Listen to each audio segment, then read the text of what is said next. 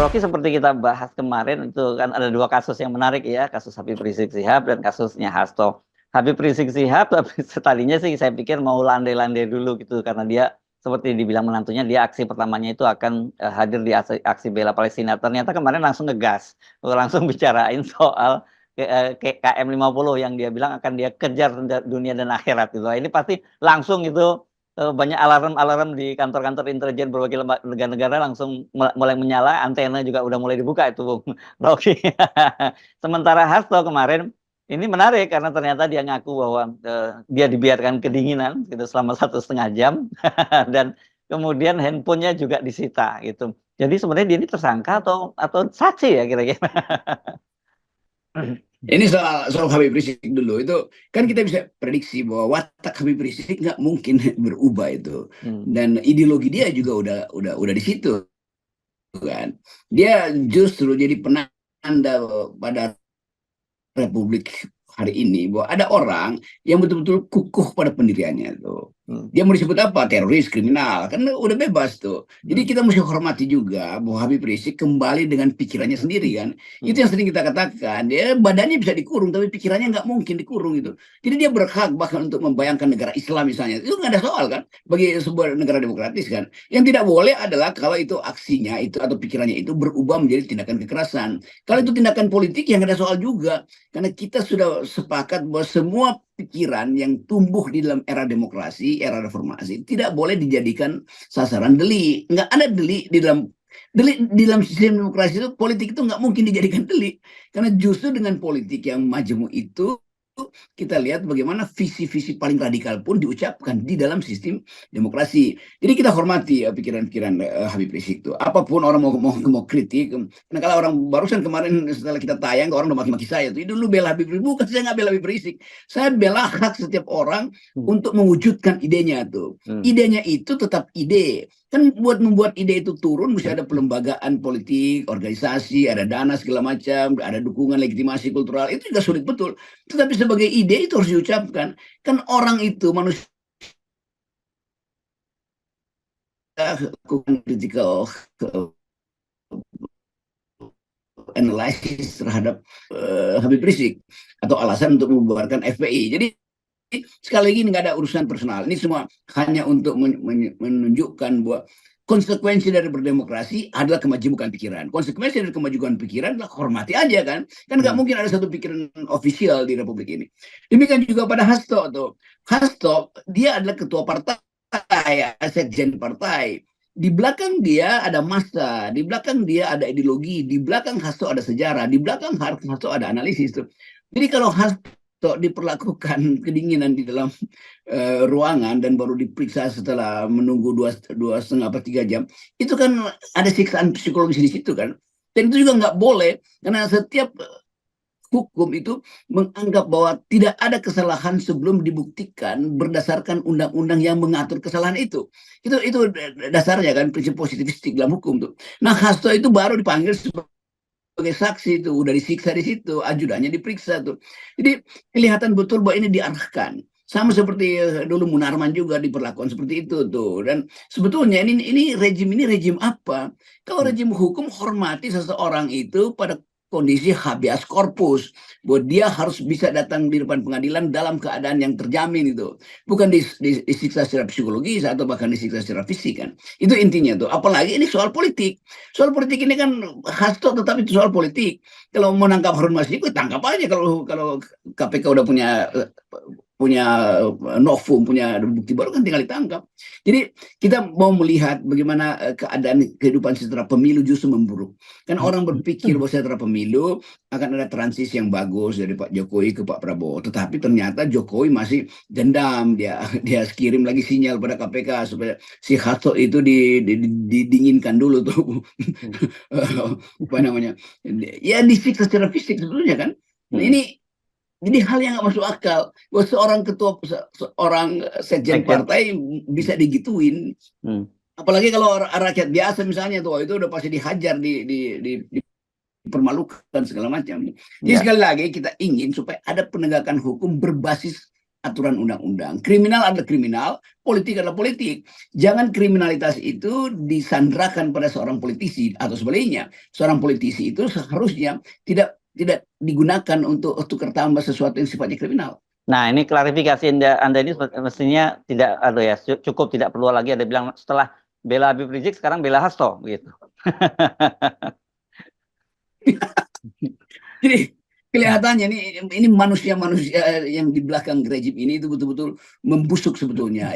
Udah mulai kan itu sinyal-sinyal Rocky Gerung memprovokasi itu, membelah Hasto dan Habib Rizik. Kalau dua-duanya itu korbannya Jokowi, apa yang mau dibelah sebetulnya? Dua-duanya korban pemerintahan Jokowi itu. Nah, kita mau tegakkan hak dari terdakwa itu. Jadi setelah Habib Rizik bebas, biarkan dia tumbuh kembali dengan pikirannya itu. Jangan dianggap dia narapidana, maka dia nggak boleh lagi berpikir seperti yang dia pikirin sebelumnya. Enggak, pikiran itu tidak. Yang dipenjara tubuhnya. Kenapa dipenjara tubuhnya? Karena dia membuat sesuatu yang sifatnya pidana. Oke, tapi kalau pikirannya kan nggak mungkin dipidanakan kan, setiap orang tumbuh dengan pikirnya sendiri itu. Apalagi soal kasus Habib Rizik itu adalah kasus politis. Di dalamnya ada dimensi politis itu, soal kilometer 50, soal waktu ngawinin anak nggak minta izin zaman COVID segala macam kan ada sesuatu yang real di dalam kasusnya Habib Rizik yang sifatnya politis kan, selain bahwa Habib Rizik mengkritik Jokowi kan, itu dasarnya tuh. Demikian juga sekarang Hasto mengkritik Jokowi kan, orang bisa baca tuh dalam satu semester ini Pak Hasto itu secara gigih mencicil kritiknya yang sangat tajam gitu kan. Jadi kemarahan Jokowi dia limpahkan melalui perintah pada petugas AC supaya AC-nya diturunkan suhunya. Saya kira sebenarnya sulit untuk melepaskan bahwa kasus ini kasus katakanlah ada kasus hukumnya, tapi ini lebih pada nuansa politisnya begitu. Karena apa? Karena ketika dulu Pak Hasto itu jadi bagian dari pemerintahan itu 4 tahun yang lalu, kasus ini kan sebenarnya aman-aman saja gitu. Ketika sekarang tiba-tiba sinyalnya berdiat PDIP akan berada di luar pemerintahan dan jelas berseberangan dengan dengan Pak Jokowi, tiba-tiba kasusnya muncul lagi. Jadi ya saya kira wajar kalau kemudian orang punya analisis ya ini kasus politik. Meskipun sekali lagi kita mesti bikin disclaimer bahwa silahkan kalau ada kasus hukum atau kasus korupsinya silahkan diselidiki. Iya, dari awal kasus ini kasus kriminal, dibek secara politis. Begitu politiknya berubah, kasus kriminalnya dimunculkan, yang politisnya juga kena itu. Beberapa teman dari luar negeri nanya saya itu sebetulnya arahnya kemana? Sebenarnya kita pun nggak tahu arahnya kemana. Wong Hasto dulu bagian dari Jokowi, kenapa sekarang Hasto ditangkap? Yaitu artinya Hasto bukan lagi bagian dari Jokowi. Jadi semua soal hukum itu tergantung pada akses pada kekuasaan akhirnya kan. Nah, hukumnya nggak berlaku lagi tuh, karena interpretasi kita setiap ada upaya untuk lakukan penangkapan terhadap seorang politisi itu politisinya duluan berbaris di depan pers. Demikian juga sekarang tuh penangkapan pada politisi lalu dikaitkan dengan kedudukan sang politisi yang tidak lagi membela presidennya tuh, yaitu Jokowi. Jadi tukar tambah itu kan ada di depan mata kita. Nah, itu sebetulnya yang menyebabkan orang nggak percaya lagi, makin nggak percaya pada KPK kan. Kalau KPK mau negakin hukum, ya bilang aja data ini kami simpan selama 4 tahun yang lalu tuh. Kenapa baru dibuka sekarang? Ya karena novumnya baru ada. Apa novumnya? Ya tunjukkan. Bukan novumnya bukannya Hasto. Hasto kan bukan novum. Wah, Hasto disebutkan dari 4 tahun lalu kok. Nanti orang bilang lagi, wah sekarang bela PDIP. Bukan bela PDIP. Kita bela akal pikiran itu. Kok Rocky Gerung kita ada keterbukaan. Kasusnya apa? Kedudukan Hasto apa di situ? Kasusnya Habib Rizik apa? Kedudukan Habib Rizik apa di situ? Dua-duanya kedudukan politik, bukan kedudukan sebagai tersangka kriminal. Tetapi hukum kriminal udah berlangsung. Kenapa dia berlangsung? Ya karena kekuasaan bisa mengendalikan itu, bisa mengubah hal yang politis menjadi kriminal. Nah, itu yang disebut kriminalisasi. Jadi kriminalisasi pada Habib Rizik sama dengan kriminalisasi pada Hasto. Sesuatu yang bukan kriminal dikriminalkan. Kira-kira itu pengertian kriminalisasi. Ya, pada Hasto belum ditangkap, Bung Rocky, tapi dan dia kan masih jadi saksi.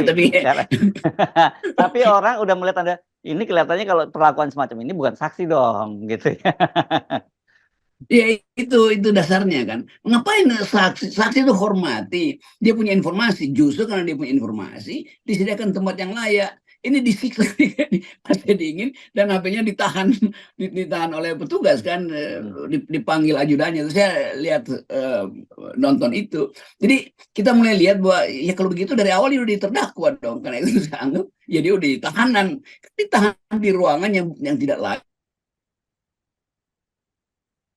untuk hak orang. Sebelum dia dinyatakan tersangka pun itu harus dilindungi, atau terperiksa pun harus dilindungi itu. Dan bagian-bagian itu yang akhirnya hilang karena ini semua perintah kekuasaan, bukan perintah hakim tapi perintah kekuasaan. Iya, iya.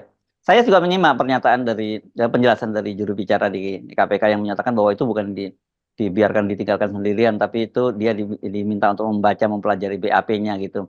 Saya kira kurang taktis. Coba kalau dijawabnya, kan situasi politik sekarang sedang sangat panas, jadi biar didinginkan dulu lah di ruangan itu. Gitu kan lebih enak gitu. Itu kita lihat bagaimana seseorang itu diperlakukan secara tidak layak karena dia bukan lagi bagian dari kekuasaan. Soal BAP itu dikirim di PDF itu, pengacaranya hafal luar kepala itu di BAP-nya itu. Ya. Dan semua hal yang kita lihat di situ itu pengulangan aja dari hal yang udah kita ketahui itu. Jadi sekali lagi kita mau lihat sebetulnya percakapan politik hari ini akan diwarnai oleh kembali pada keinginan Jokowi untuk ya mempraktekkan kekuasaan dia di ujung masa pemerintahannya. Dan orang akan ingat bahwa Jokowi ternyata sungguh lalim dari awal. Ya. Itu kan, dan pembuktian itu tentu akan dinyatakan dalam mungkin setelah Pak Jokowi lengser, lalu orang mulai mempersoalkan kelaliman Jokowi. Itu intinya tuh. Dan Pak Prabowo tentu harus balancing antara mengetahui ada kejahatan dan harus membela karena dianggap ini adalah seseorang yang memungkinkan Prabowo jadi presiden. Tetapi sekali lagi Prabowo itu punya jalan pikiran sendiri juga, dan dia tentu tidak ingin dia dikenang sebagai orang yang membela Jokowi habis-habisan, mati-matian tuh. Pak Harto aja tidak dibela mati-matian, apalagi Jokowi, kira-kira begitu cara berpikir orang itu.